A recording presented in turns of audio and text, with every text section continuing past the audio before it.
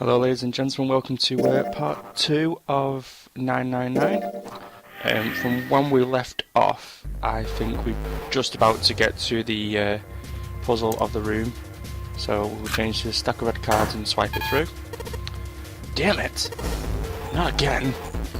There aren't any more cards here. I've only got one other hint. Of course! The files! The file said something about a digital route. A digital route. What am I supposed to do with... There's a 5 on the door. Do I have to get a digital route of 5? I'm not really sure about this. Whatever, it's worth a shot. Let's see if this works. I'll just slide the cards that give me the digital route of 5 through the reader. So, basically as Junpei said, you need to touch 3 cards. The cards are marked from 1 to 3 and 6 to 8. So you have to get a digital route of 5 with 3 cards. And yeah, so the easiest way is, well, I think the only way is 7 and 6 makes 13, and a 1 which makes 14, and then 1 plus 4 equals 5. And that is your answer. And then you just click the little reader. Alright, I think this is going to work. There we go, that's a new noise. Huh? Did it just unlock? Well, the light is red, and now it's blue. No doubt about it. There's nothing's keeping me in here now. Time to go. So, I tried to click the door, and obviously, you know, you need to back out and then press the door again.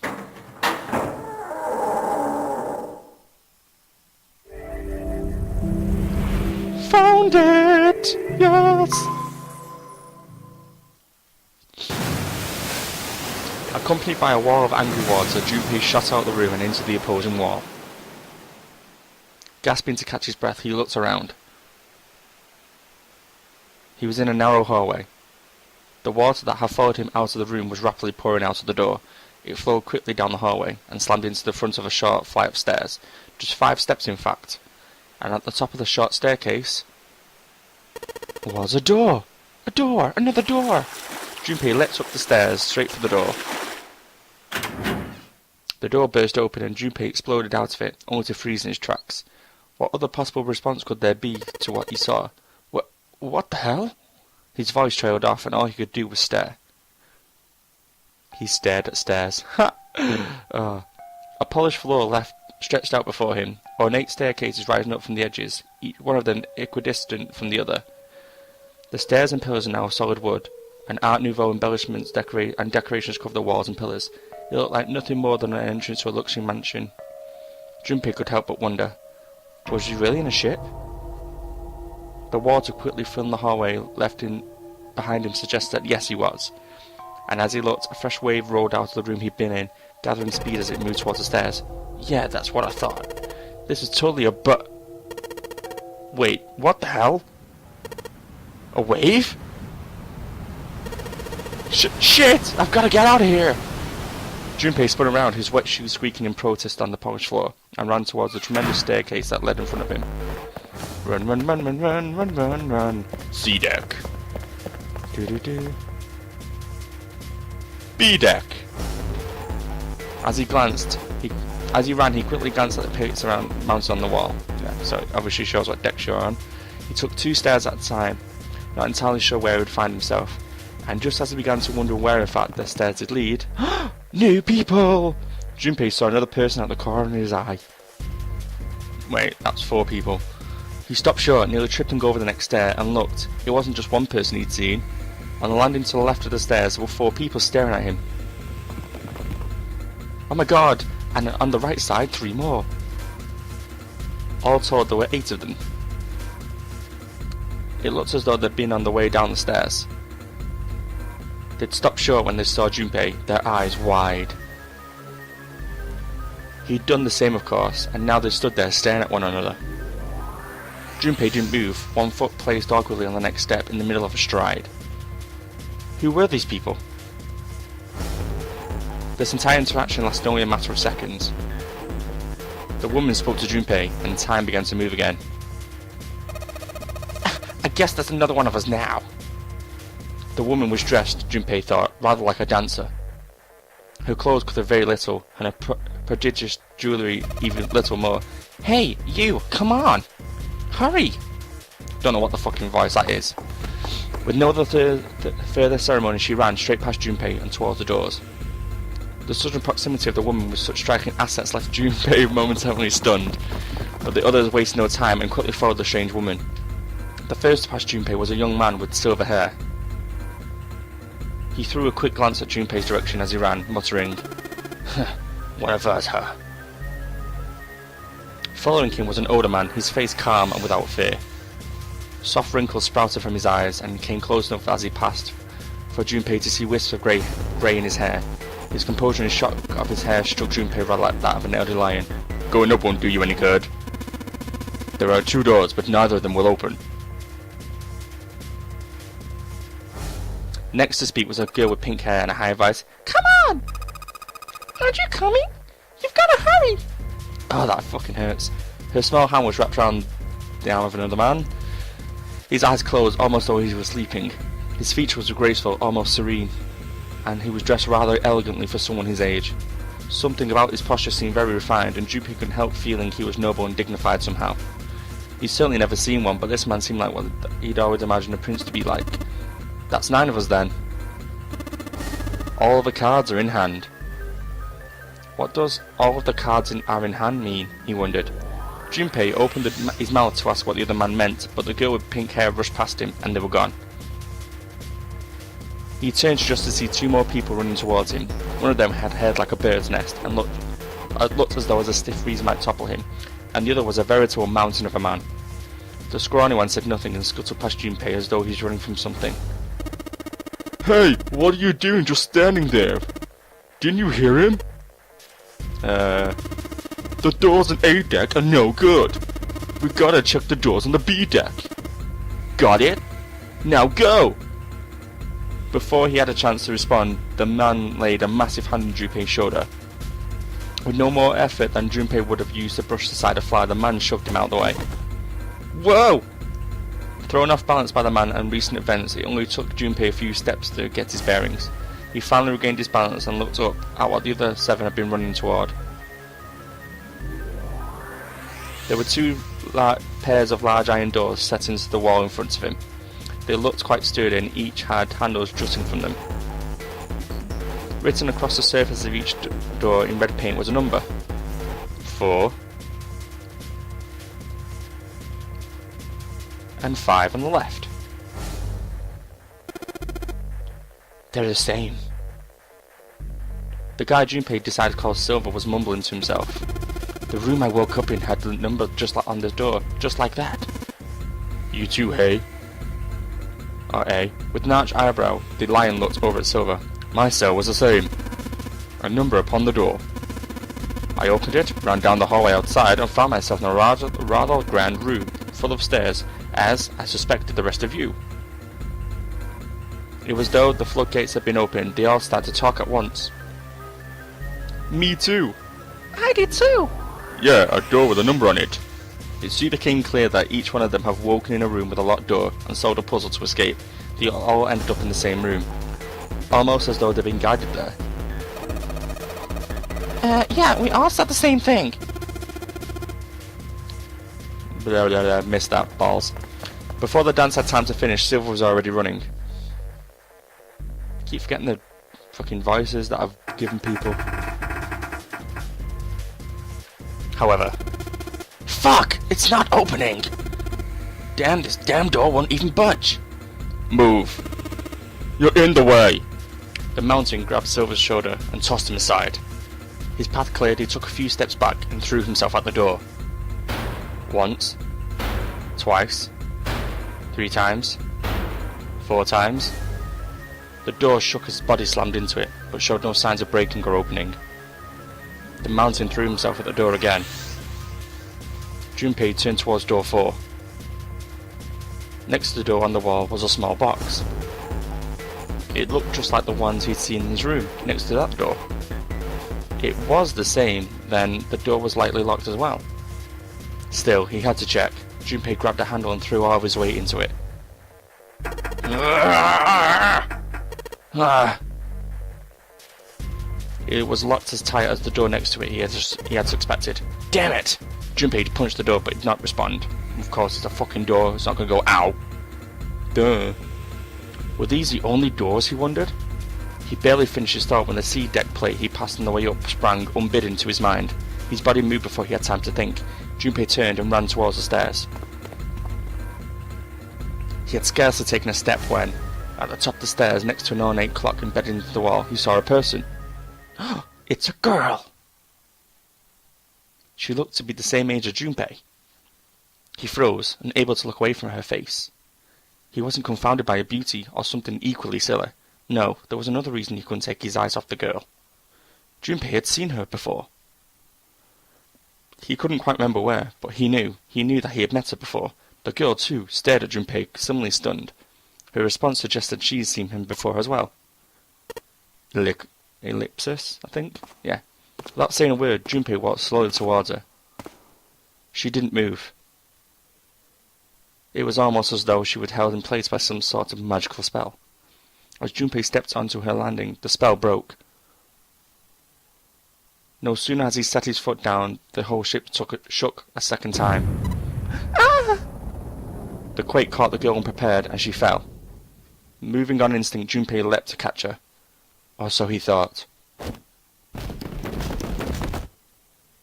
Pretty. Her face was far closer than it should have been, mere inches from his own. He was flat on his back, and she landed squarely on top of him. The girl seemed as confused as he did, and her face suggested she hadn't fully recovered. For a moment it seemed to stretch for a very long time. They stared at one another. The ship stopped shaking. Everything was quiet. Water could be heard from the bottom of the ship, lapping faintly against the walls and ceilings, but eventually that faded as well. The silence was complete, a thick muffling blanket. At last the girl opened her mouth. Oh my gosh, is that you, Junpei? Junpei? Junpei. Her words echoed through Junpei's head, and suddenly his memory returned. Akane? Why hadn't he realized it before? The girl was Akane Kurashiki. She and Junpei were friends from childhood. They'd gone to elementary school together for 6 years. But what was she doing on the ship? Her soft eyes was only mere inches away from his own. He could feel the warmth of her face. Ooh. Feelings he thought long forgotten began to work their way to the surface. He could feel his face heating up.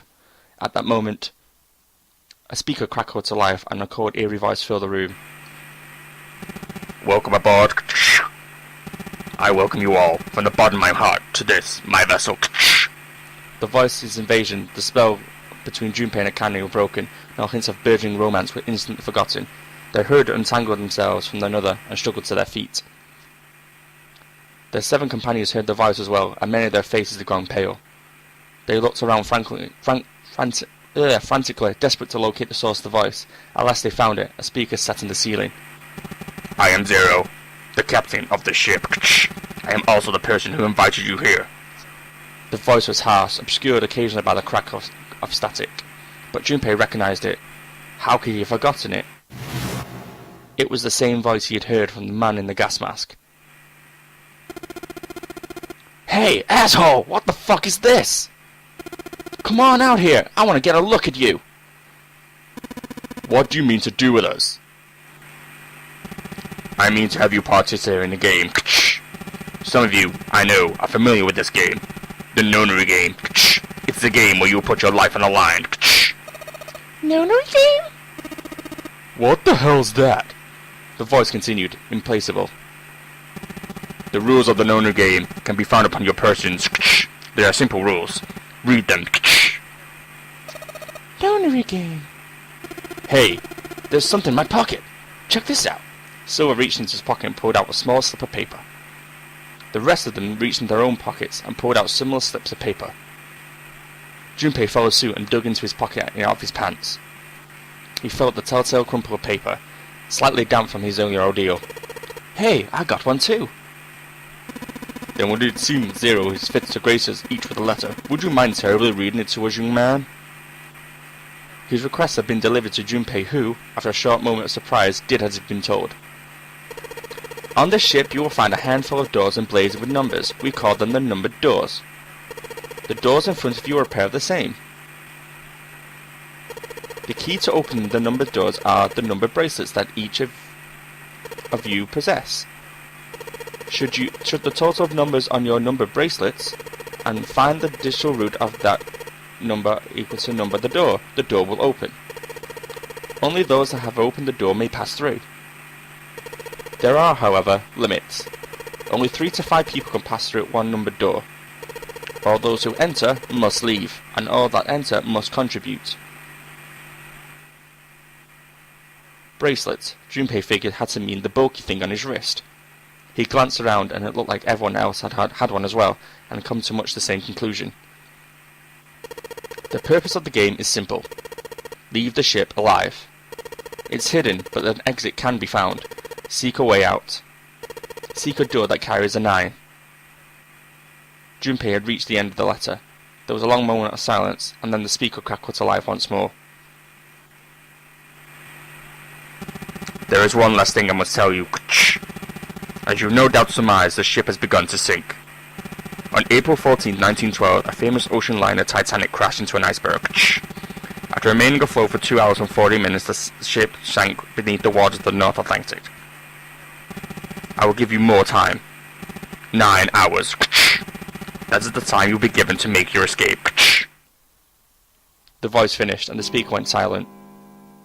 The sound of a bell tolling echoed through the hall. It came from the dance hall and adjacent to the stairwell. It took those assembled on the stairs mere moments to trace the sound to an antique clock embedded in the wall. 7, 8, 9. The sound of the night bell faded away, the 10th never came. That meant that the time was 9 o'clock. Most likely 9 o'clock in the evening. When Junpei appeared out the window of his cell, he had seen nothing but blackness. It had to be night time. If that was the case, then that would need to escape by 6 a.m. the following day. Now it is time. Let our game begin. I wish you all the best of luck. The speaker went silent and did not speak again. Silver yelled at the speaker with language coarse enough to embarrass a sailor, but the rest of Junpei's companions were silent, deep in thought. Junpei too was consumed by his thoughts. There was a great deal he didn't understand. Who was Zero? What was the Nonary game? Why had he chosen to make him part of it? Was he a criminal who took delight in playing with his victims? Jigsaw perhaps? Or did he have some other plan or whatever? And why had Junpei been chosen to be in part of this insane game? Why had any of them been chosen? But one question was most foremost on his mind. Akane. They hadn't seen each other since elementary school. Why had she appeared now? Coincidence? No, that was impossible. There had to be a reason. He didn't know what it might be, but there had to be a reason. Very well. The lion's voice seemed oddly loud in the silence. Standing around here won't do us any good. Best we get moving, don't you think? Get moving? Are you planning to open the numbered doors? Hey, wait! Don't tell me you're actually going to do what this Zero says. No, that's not what I meant. The lion shook his head, mildly annoyed. I'm saying, let's find another way. After all, we haven't really examined this place yet. What? Ellipsis.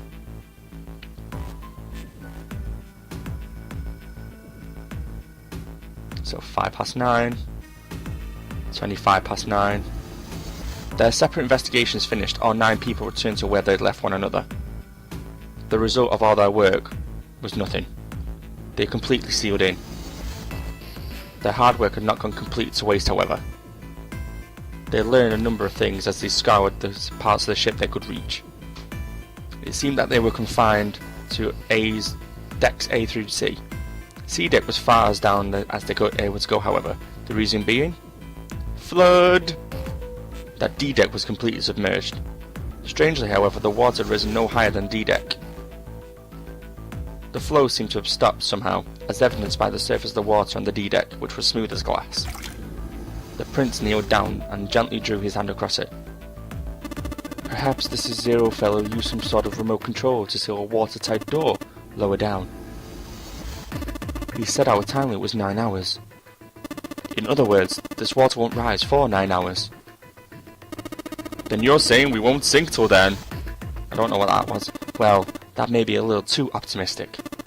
No point for wishful thinking. There were 3 metal doors on the sea deck. A single door stood off to the side with 2 more on the wall facing the central staircase. None of them had numbers or verification devices. They were, however, locked, just like the other doors. No matter how much they pushed and shoved, the doors refused to move. The mountain and the lion threw themselves against them a few times, but to no avail. The door in the back had a keyhole. Just above it was a strange mark in the shape of a circle surrounding a dot. There were 2 other doors on the sea deck as well, but it was clear that they were just elevators, as each had a button next to it with an upside down triangle. They tried pushing the button. No response.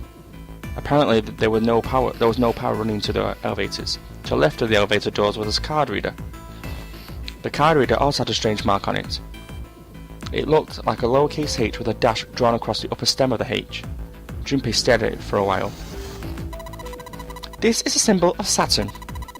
It's an astrological symbol. Then, the mark on the other door? I think that's the sun symbol. They had seen the same symbols on the A-deck. There was a door on either side of the stairs. One on the left had a keyhole with a strange similar symbol engraved on it. This is an earth symbol. The horizontal symbolizes the equator, and the vertical one represents the prime meridian. Equator even. Shit, never mind. There was a great circle cut into it, perhaps for a skylight or a glass dome, but it had been filled with the gargantuan metal plates. The metal looked very solid. Anything short of explosive charge was unlikely to graze it. There were several windows along the both sides of the ship, or at least there had been. They too were covered with a metal plate.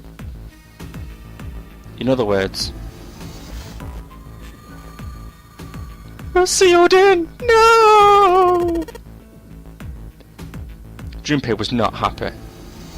The girl with pink hair spoke up. Well, I'm sure they go somewhere, we just can't open them. Then the mountain spoke.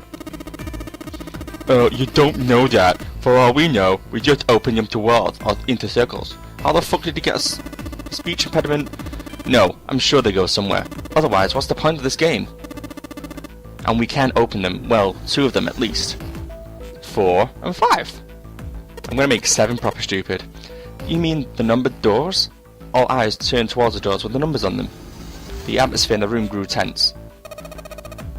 Hey, wait a minute. Oh, wait. I think we said this earlier, but I don't think we should be doing that. The dancer moved in front of the doors as if to block them. We have to be crazy to open these doors. If we do that, then we're doing exactly what that Zero wants us to do. Suddenly, everyone began to speak at once. I agree. No, I don't. That's a terrible idea. We should keep going. No, we should stay right here. We don't have any other way to open any of these doors. We should just wait. Someone's bound to come find us. We don't have time for that. In 8.5 hours, the ship is going to sink. The clamour of voices made it next to impossible to determine who was saying what. Their arguments grew more and more intense until people were shouting and screaming at one another. Junpei had remained silent, but at last he could take no more. Hey! Shut the fuck up! They fell silent, and all eyes turned to him. He felt each stare burning into him, but he refused to flinch. Before we try and decide what we're going to go, there's something we ought to do. What's that? We need to exchange information. We don't know anything about each other. I want to know who you guys are, who you are, where you came from, and why you ended up here. Don't tell me you aren't curious too. They were silent. Some of them looked at the other way, or bit their lip, or crossed their arms and stared into the ceiling. But one of them spoke up. It was Akane. I agree. I think Junpei's right. Junpei? Oh, I'm sorry, I'm talking about him. I just call him Junpei. His name is Junpei. She pointed towards Junpei. We're childhood friends. We went to the same elementary school together. Wait, stop! Don't tell us stuff we didn't ask you about. Zero's probably watching us right now. What you gonna do if he's listening in? Would that be bad? Hell yeah it would! We don't know how much that bastard knows about us. Maybe he just picked a bunch of random people to kidnap. If that is the case, then it'd be dangerous for us to let him know too much. If Zero knows who we are, he could go after our families. Maybe he'd tell us that he had them just to get us to do stuff, you know? But we still need to know what our names are. It's gonna be hard to talk to each other if we don't have any names. Alright then, why don't we just have code names? To him, apparently, it seemed like the obvious solution. Code names? Yeah, we'll at least pick something. Like, I'll be 7. 7? Wait, why are you 7? It seemed a fair question. The mountain stuck out his left arm. 'Cause my bracelet number says 7, stupid. Oh, I get it. That's a good idea. He smirked. Alright, I'm gonna be Santa. And if you chumps know Japanese, no, well, San means 3, so I'll be Santa. You know, like Santa Claus? Fits, don't you think? Then your bracelet number? Yeah, it's a 3. Good job, Grandpa. Just like the mouse had done, Silver thrust out his left hand. Sure enough, the face of his bracelet read 3. Very well. I'll go next, shall I? My bracelet number is 1. Given that, I think Ace seems appropriate. I'll be Lotus then. I'm sure you all know it has 8 petals, which means of course that my bracelet number is 8. I would appreciate it if you call me Snake. My bracelet number is 2. Since Ace has chosen cards and I choose dice, Snake Eyes, clearly, which is particularly relevant given I am blind. Blind? Really? He kept his eye closed during the entire ordeal, which suggested something strange, but to hear it said so casually, it was something of a surprise. Everyone seemed a little nervous at the prince's proclamation, but no one seemed to know how to react to it. There was one person, however, who didn't seem surprised in the least, the girl with the pink hair. I want to be Clover! You know, like a 4-leaf clover? Good luck, right? Looking almost bored, she held out her left hand. The face of her bracelet showed the number 4. They come around to Junpei. He held out his bracelet. Alright, my number's 5, so my code name is gonna be... Why have one?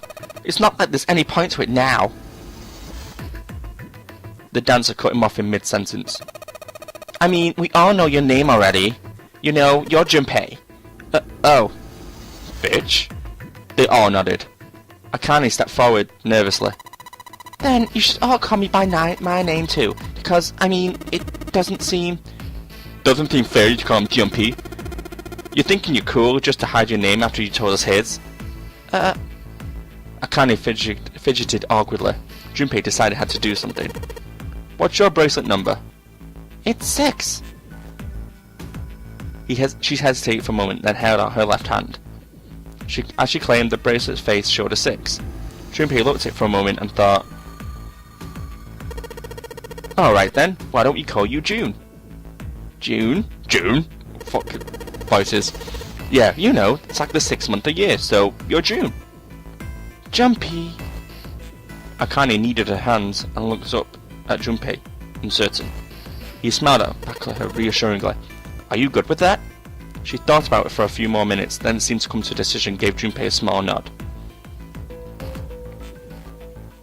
Their names decided, Junpei ran over them quickly in his head. 1 was Ace, 2 was Snake, 3 was Santa, 4 was Clover, 5 was Junpei's number, me, Akane was 6 and Junpei had given her the code name of June, 7 was 7, that's confusing, and 8 was Lotus. That means that 8 of them, including Junpei, had revealed their bracelet number, but there was still one person left. He was the man with the glasses and hair like a bird's nest. He hadn't said anything since they met on the stairs, and didn't look like the sort of person that was inclined to a conversation. His skin was pale, his breathing was heavy, and he was soaked with nervous sweat. Ew. His behaviour seemed very suspicious, or perhaps simply emotionally unstable. It was difficult to tell. Whatever the case, it seemed clear that he only had fingertip worth of grip on his sanity. The girl with the pink hair, Clover, walked up to him, slowly. She put her hands on her hips and eyed him suspiciously. "What number are you?" He didn't answer. His bloodshot eyes twitched nervously from person to person, and his breath came in hot pants. "Hey, I'm talking to you!" The man licked his dry lips with a shaking tongue and spoke with a voice like an old paper. "Isn't it obvious? There are 9 people here. And you know numbers 1 through 8 are. Then I'm the only one left. So, you're 9? Yeah." He extended a trembling arm. The bracelet did indeed say 9. Clover looked at it contemptuously. There we go. "What's your code name?" Code name? What do you want us to call you? We all made up names. You should too. I don't need one. Why not? Because I'm not going to stay here. With you. He took a shuddering breath and exhaled. Bleh. Clover looked at him with something very, very much like disgust. "You've got some sort of plan?" I do." "Yeah? Then what's that?" You sure you want to know?" "Yeah." Alright. Let me show you.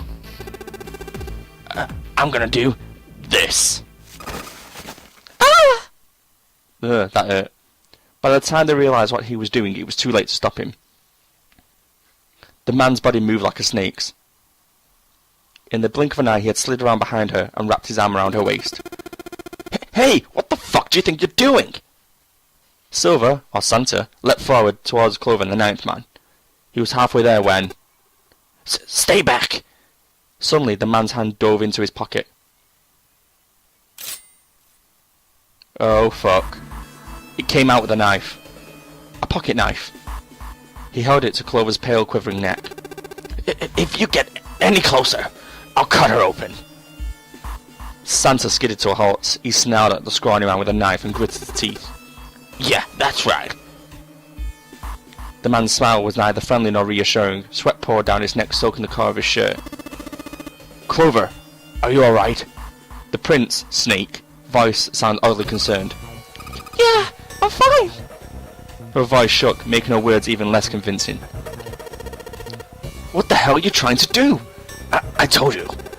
This is my plan." "What are you gonna do, you thick son of a bitch?" "Don't worry. I'm not gonna do anything to her. If she just does what I tell her to, then I'll let her go." He started to move backward slowly. He gave a grip on Clover. Keeping their distance, Junpei and the others followed. Eventually, the man reached the wall. He gave a start as his back touched it, and glanced around quickly and spoke. Verify." "Huh?" "The left. Look to the left." That fucking hurts my throat. Do you see the device on the wall? Place your hand on the scanner panel, a round part. What if I don't? The man's nostril flared and looked like he was about to choke. Are you fucking stupid? What do you think? I could slit your throat right here. I'll kill you if I have to. All I need is your bracelet. Just do it. Do it now. He pressed the knife against Clover's neck, hard. Slowly, she stretched her left arm towards the device. Her back was to it, and she had to feel around for a moment before she found the circular panel. Beep beep. It made a cold electronic noise, and on the display above her hand an asterisk appeared. So that's how it works, Junpei thought to himself. By placing one's palm on like the 9th pan called the scanner panel, the user's bracelet number will be entered into the thing. There.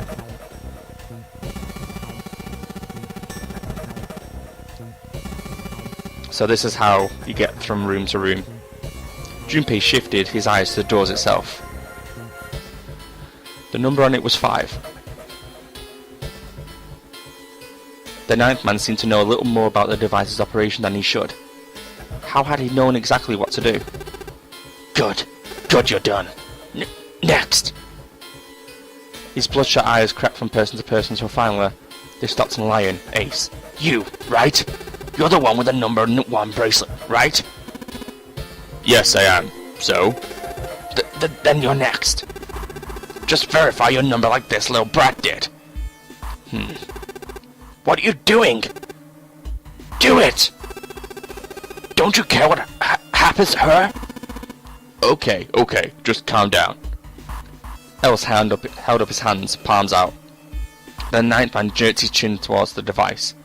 Slowly, cautiously, Ace moved towards the device.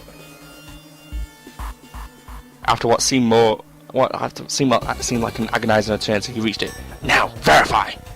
Ace nodded and placed his hand on the scanner panel. The device beeped again and a second asterisk appeared. Now, the device had Clover and Ace's numbers. 4 and 1. 4 and 1 plus 5. The same as the number written on the door. But it wouldn't open just yet. Only 3 to 5 people can pass through the numbered doors. The door needs at least one more person. Who would that be? Get back! His voice shook, but the knife he held to Clover's throat made his words a command. Ace took 2, then 3 steps back. No, farther! More than that! Go all the way back! Slowly, Ace did as he was told. The 9th man's lips curled into a cruel, twisted smile. That's when Junpei realised his plan. Clover's 4 and Ace's 1, added to the 9th man's 9. 4 plus 1 plus 9 is 14, 4 plus 1 is 5. In other words,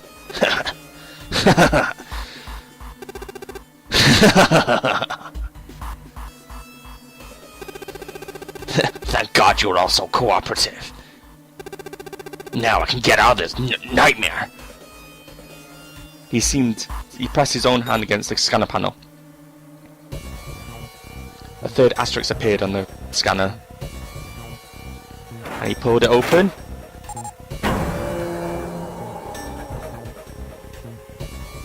The door opened with a heavy metallic groan.